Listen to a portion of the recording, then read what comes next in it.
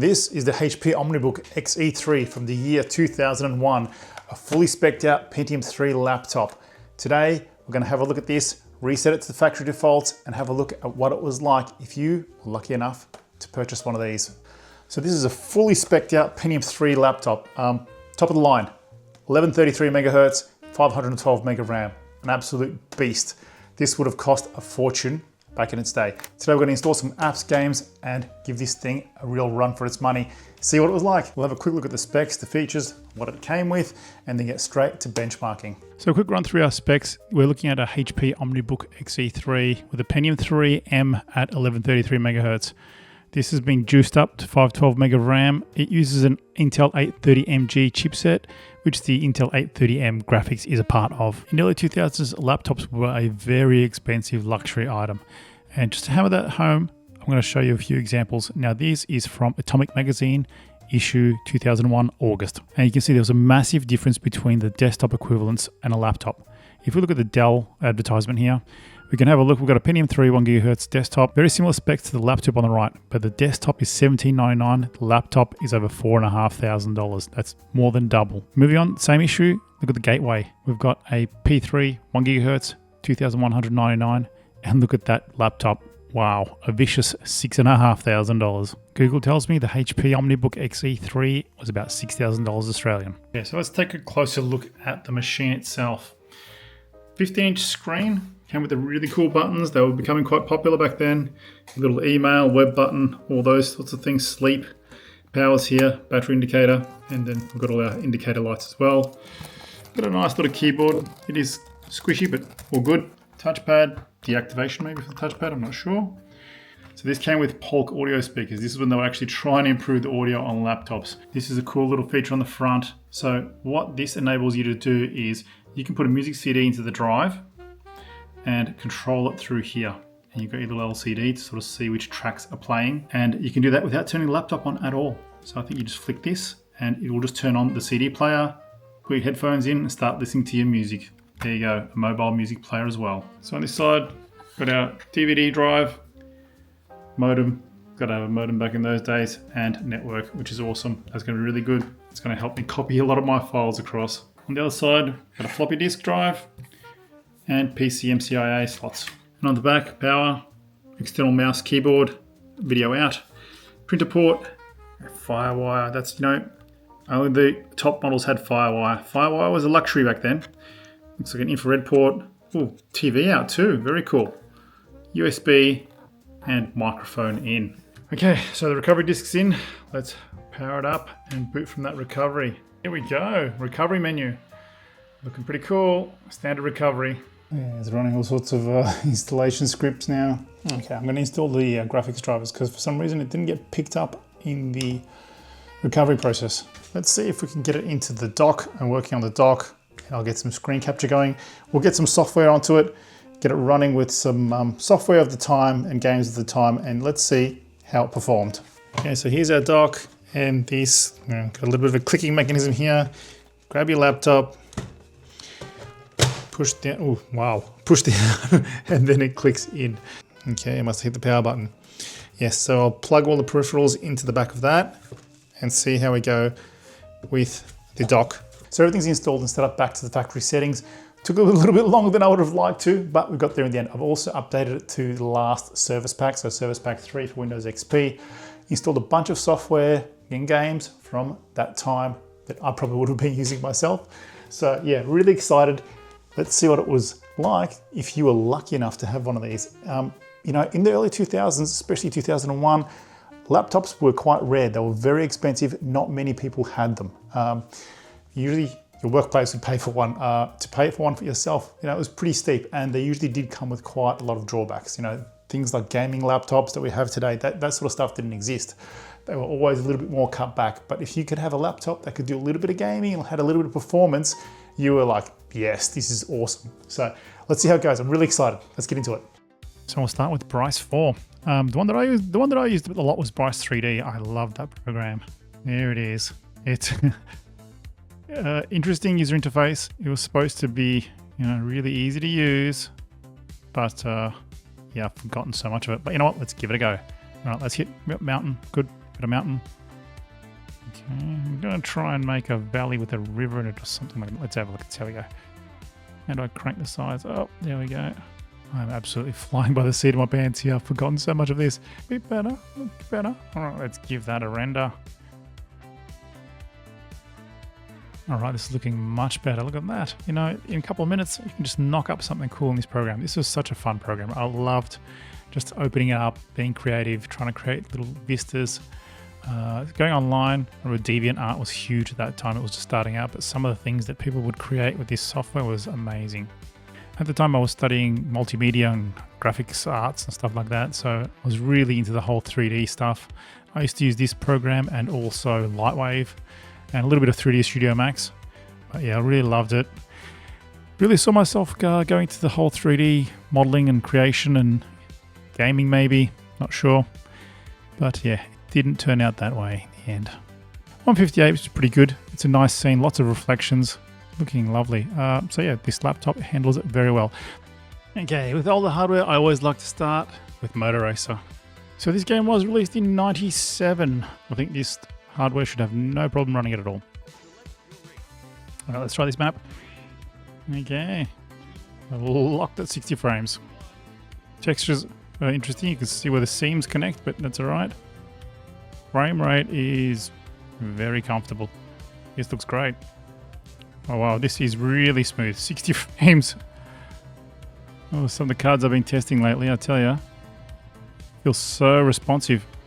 Yeah, in my old workplace on a Friday, this was the game would fire up. So all these tracks are starting to come back to me. We played it pretty competitively. That motorbike tyre has got a little yellow strip right between it. I'm not sure if that's where the polygons intersect. Textures are a bit funny on the right-hand side of the buildings, but everything else looks okay. It's doing the transparencies fine. Oh yeah, these are excellent frame rates. This game is extremely efficient. I've had some of the worst video cards I've ever tested, and they still run this game. So this was just coded so well. It seems to be one of those early 3D games that runs on just about anything. And you know, when I was playing this in my workplace on Friday afternoons with all the guys in the network, we'd be running it on integrated graphics, and it used to run fine. So that's probably why we played it. This was a game that just about anything can run. Now, we had machines that were later than this. We were running on laptops as well, but I think they were around 2005, 2006 laptops, so you can imagine they handled it with absolute comfort, even with the integrated graphics. And you know, this is integrated graphics. This looks pretty damn good, I must say. For the Intel 820M is what this laptop runs. You know, this was gaming on a mobile device in the early 2000s. Look at that, runs fantastic. Excellent. Great start. Okay, it's 1997 and we're going to try some Quake 2. This card does do OpenGL. 640 by 480, yeah, why not? Oh yes it does indeed, look at that. Very nice. Great frame rates too. I mean, resolution is not tip top, but 640 by 480, looking good. Some interesting way it renders those edges though. Textures aren't the best, but you know, you got hardware rendering. Look at that. Oh, should we? Do I dare put it up to 800 by 600? Oh yeah, it's really starting to suffer at 800 by 600. Oh wow. Interesting way it renders those textures. It's playing it in hardware, but not the best rendering I've seen of this game, that is for sure. Oh, yeah. That said, you know, you're gaming on a laptop. You're in the year 2001 and gaming on a laptop, that's pretty special in itself. I remember the first time I saw this, I thought, how cool is this? Look at this, when you take a shot, the light just goes down the hallway. Let's cause an explosion. Whoa, yeah. Yeah, the way it renders lighting across the textures does struggle a little bit to do it correctly. But yeah, you can just see all the seams in the textures. They're really hard seams. There's no smooth blending as it tiles. Okay, you know what? I realized what was doing it. I had S3 texture compression enabled. Anyone that's familiar with S3 cards, they did bring out a thing with the Savage called S3 texture compression, and it compressed high detail textures basically. And this video card says it could do it, so I enabled it, and that's why I was getting those funky effects. When I've disabled it, look at it, looks great. Look at that. So yeah, look at that. The textures blend much nicer. No clear seams, none of that sort of stuff. Yeah, that looks much better. Rendering it correctly now. So if I go to the properties for our Intel Extreme graphics, under OpenGL, we did have Force S3 texture compression. I did set that to on, and I think that was giving me those funky effects. Okay, 98. This gem was released. Unreal. Unreal Gold was released a year later, but we'll stick with 98 because that's when the original came out. 640 by 480, yeah, all right. Let's leave it at that for now and see how we go. Looking pretty good. Frame rates, yeah, acceptable. Got 20s. Here we go, 30. Okay, it's okay. It looks like it's capping out at 30. Might have to have a look at that. See if I can do some changes, but it feels like it's running through really quickly. Actually, feels like it's just flown through that castle at a faster speed than it should. I'm not sure if it's my perception, but I feel like it didn't used to fly this quickly. Yeah. Otherwise, it looks great. That polished marble looks so nice, the reflection. Yeah, look at it. It just seems to be locked at 30 now. Tips under 30, not much. There we go. The fog usually strains it a little bit, but otherwise, this looks awesome. Really good. It is a low resolution, yes, but it does look really good. You'd happily play this. Okay, let's have some fun with Star Wars Pod Racer. Well, I remember when this movie came out, we were so pumped. I had this game back in the day. 640, 480, yeah. Okay, frame rate looks pretty good. This is a game where you want a good frame rate to get that sense of speed, so yeah, it's still running really good. Oh, I played this so much. Me and my release played this quite a bit. We had both our PCs in the same room. I'm not sure if you can play this multiplayer. Yeah, this is great. Really great frame rates. Very, very playable. It hits 60 when it gets a little bit more simple with the geometry. This has got a great processor. This is a very fast processor, I must say. This is probably the top of the line for this laptop. And with that extra RAM, I mean, it didn't even come with 512s. Whoever's laptop this was, they've actually upgraded it. 256 was the largest from the configurations that I could see. So I think a lot of these earlier games you could probably run in software mode and still get some great frame rates. Whoa! Yeah, when the Phantom Menace came out, oh my god, was that the most anticipated thing ever. So yeah, we went to a midnight screening, me and my cousin. I think my brother was there as well. Yeah, 12:01 ticked over so we could watch it. Got home about 3 in the morning. Good old LucasArts, they will never miss a moment to merchandise. So the games, the toys, they were all lined up ready to go. Quake 3, this was the game. I mean, if you had this laptop, you would try this game for sure. 99, 2000, this was the benchmark. All the magazines, websites, all looked at this score. The good old time demo from Quake 3. And so far, it's not looking too bad, I must say. 35.4 frames per second. That is very good. I must say, I expected much worse. That's quite playable. Okay, let's crack into a game, shall we? This is not too bad at all. Very good. We have to factor in that we are playing with a laptop here. Quite damage with a railgun. Now we're dangerous. Just need to find somebody to inflict this upon. Oh, I see somebody here. There we go. Isn't it always the way? You get quad damage and then it's a ghost town. Guess it makes sense. I'd run away too. Bottleneck is definitely not the processor. The processor in this is one of the fastest that they made for the Pentium III mobile. I would happily play this, especially on a laptop. Yeah, the mobility that you get. This is when laptops were starting to move towards that desktop replacement. I think a lot of that came with the Pentium IV. Yeah, very impressive. I'm actually quite surprised that it's running it this well. I was expecting much worse. I was bracing myself for a really grinding slow motion experience, but this is very, very playable. If I had this laptop, I'd be pretty impressed. All right, let's give Midtown Madness 2 a go. Let's just put everything on high. Very high AGP. Why not? Oh, Jesus, the cops are right onto me. Sheesh, I just got in. Man, I just got here. All right. All right, frame rates. Yeah, 30. Not bad. Not bad at all.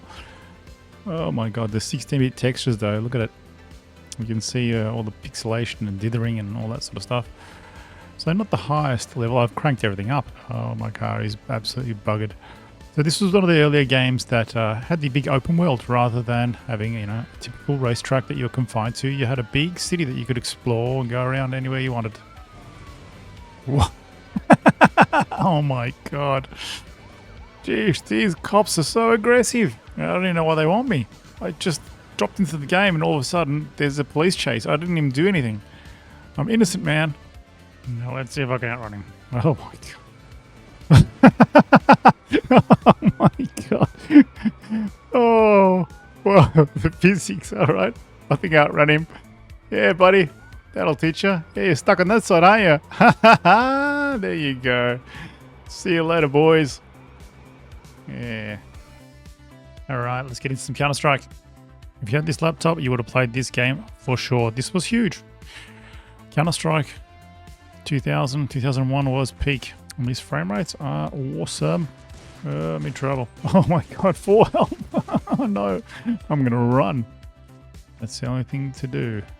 Yeah, look, I mean, this resolution is not very high, but the frame rate is fantastic. Look at that. I would have happily played this at these sorts of frame rates. That convenience of mobile gaming cannot be understated, especially when, you know, LAN gaming was exploding at this stage. Yeah, these are such good frame rates. You know what? I'm gonna change it. I'm gonna crank it up. We can do better than this. Let's go. Let's go 800 by 600. Wow, even 800 by 600, these frame rates are awesome. Very good. The Steyr AUG, standard issue for the Australian Army. Let's see what we can do with it. I mean, back then you just wanted a computer that could run Counter-Strike full stop. This game was played by everybody, so to have a laptop that could do it, you would be pretty pleased with yourself. Just take it over to your mate's house, plug it into the LAN, and off you go. Alright, 1024, 768, CS. It's not too bad. And look how sharp it looks. It is quite an improvement. Okay, time to purchase an Automat Kalashnikov. Where are they all? Okay, let's plan ourselves a bomb. Frame rates are very good. At 30s. Wow, look at that. Look at that one. Yeah, look, you know what? I'd pay. Oh, Jesus Christ! Which idiot did that? You know what? I would pay the penalty for a high resolution, just so you can aim that little bit better. Because CS is not a very fast game, not like your Quake 3, where you need to really. It's more about aiming and precision. All right, I think that's enough. This is great. Really impressed with this. Overall, I must say I'm really impressed with the HP OmniBook. I mean, this is really highly spec'd, but for the year 2001, this is really awesome. It really is surprisingly capable with all the games that we ran. I mean, the software that we tested it with was much earlier than 2001. That's a given.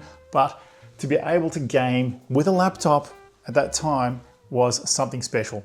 We have to remember that back then, being able to play games like Quake 3, Midtown Madness, all those things on a laptop was not common. Laptops were really simple business machines that were more focused on being mobile than being more performance orientated. Now, there was a version apparently that had the S3 Savage integrated. That would have been pretty awesome.